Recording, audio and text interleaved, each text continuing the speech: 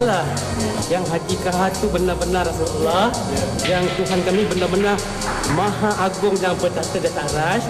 Dia akan buktikan yang dia Maha Pelindung kepada Rasul dia, kepada orang yang beriman. Pasti satu dunia mengaku ikut Allah dan Rasul, tapi dia tak pasti dia ke surga. Tuhan kata dalam Quran An-Nisa. Assalamualaikum warahmatullahi wabarakatuh. Selamat datang kembali di channel Alan Stories, channel yang akan membahas tentang kasus kriminalitas, kisah misteri, mitos, tradisi, dan sejarah.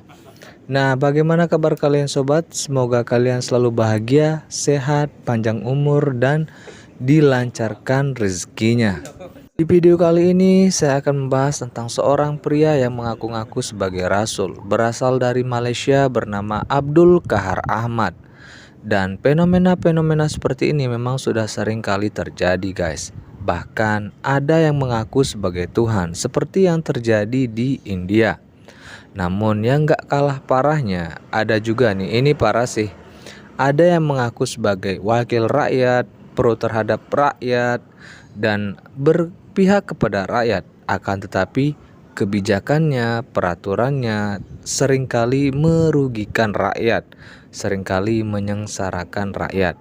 Tapi itu di world government atau pemerintah dunia di dunia One Piece, bukan di Indonesia guys.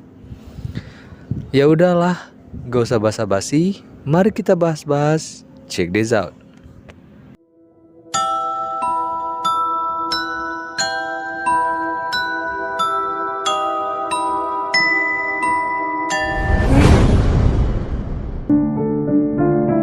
Kahar Ahmad berasal dari Hulu Kelang, Selangor.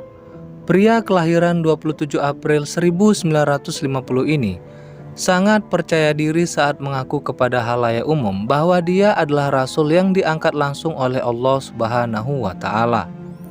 Jelas, pengakuan Kahar Ahmad ini menuai kontroversi. Pernyataannya pun ditentang publik Malaysia, khususnya umat muslim di sana. Padahal ayahnya adalah seorang imam masjid di Hulu Kelang. Selain itu, Kahar Ahmad juga sering bolak-balik Mekah untuk membawa jemaah haji. Nampaknya memang ada yang salah dengan Kahar Ahmad. Apa yang dipikirkan orang-orang seperti mereka yang mengaku-ngaku sebagai rasul? Inilah pernyataan Kahar Ahmad yang cukup kontroversi dan membuat tenggleng kepala. Dia tunjukkan surah mana, ayat mana mengatakan Tuhan suruh sembahyang 5 waktu?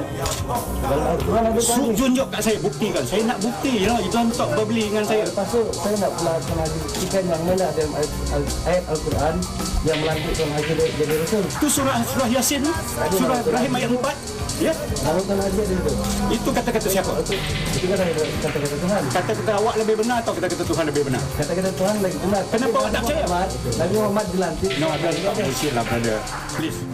Dia juga mengaku menerima wahyu dari Allah di Bukit Kemesa, sama seperti Allah menurunkan wahyu ke Nabi Muhammad SAW. Kemudian menurutnya sholat 5 waktu itu tidak wajib. Menurut Kahar, dengan berbuat baik dan menjaga lisan supaya tetap berkata yang baik-baik sudah cukup sebagai pengganti sholat. Dia bahkan percaya bahwa isi Al-Quran yang sekarang bukanlah isi Al-Quran yang asli. Menurutnya, Al-Quran yang sekarang telah diubah dan Al-Quran yang asli ada di Lauhul Mahfuz.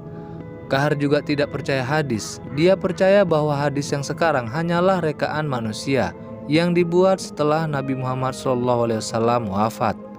Selain itu, dia juga mengatakan bahwa orang Islam tidak perlu mengerjakan ibadah haji ke Mekah karena hanya akan menguntungkan pemerintah Arab Saudi.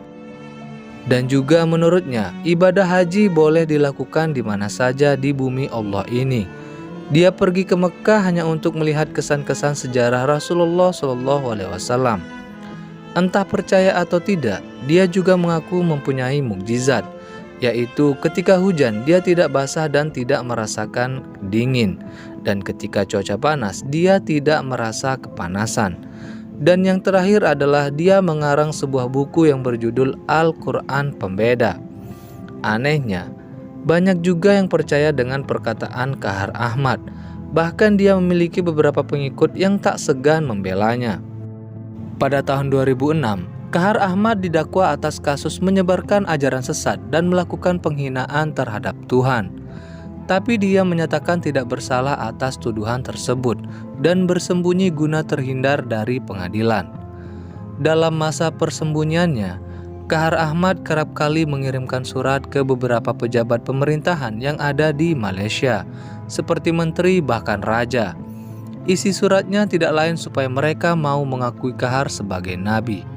Kemudian pada bulan Oktober tahun 2009, akhirnya Kahar Ahmad berhasil ditangkap dan Mahkamah Tinggi Syariah Malaysia memerintahkan Abdul Kahar dipenjara 10 tahun dan didenda Rp16.500 Malaysia. Dan pada tahun 2016, Abdul Kahar Ahmad akhirnya dibebaskan dan membuat pernyataan bahwa dia telah bertaubat. Pertobatan Kahar Ahmad dilakukan di depan Majelis Agama Islam Selangor, di mana isinya adalah permohonan ampun kepada Allah Subhanahu wa Ta'ala atas kedustaan yang telah dia lakukan. Dia juga berdoa supaya dia diberi keistiqomahan dalam melaksanakan ajaran-ajaran Islam yang sebenarnya.